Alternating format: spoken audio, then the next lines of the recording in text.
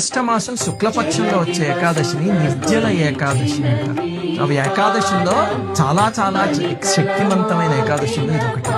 ఇది ఏమిటండి అంటే ఈ ఒక్క ఏకాదశి రోజు నిర్జల ఉపవాసం చేయగలిగితే కనుక సంవత్సరంలో ఉన్న 24 ఏకాదశులు చేస్తే వచ్చే ఫలితం ఒక్కదాంతో వచ్చేస్తుంది. అసలు ఈ ఏకాదశి ఎక్కడి నుంచి వచ్చిందంటే దీని వెనకాల ఒక ఆఖ్యానం ఉంది. భీమసేనుడు పాప ఆయన భోజన ప్రియుడు కదా, దాంతో వాళ్ళందరూ అన్నదమ్ములు ఏకాదశులు చేస్తూ ఉంటే ఆయన ఉపవాసం ఉండలేక వ్యాస మహర్షిని అడిగారట, స్వామి నేను ఉపవాసం ఉండలే.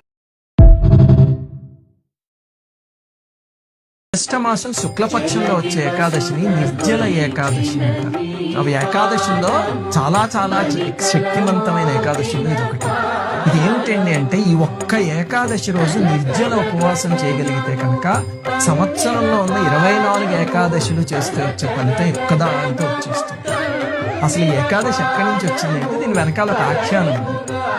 భీమసేనుడు పాప ఆయన భోజన ప్రియుడు కదా, దాంతో వాళ్ళందరూ అన్నదమ్ములు ఏకాదశులు చేస్తూ ఉంటే ఆయన ఉపవాసం ఉండలేక వ్యాస మహర్షిని అడిగారట, స్వామి నేను ఉపవాసం ఉండలే.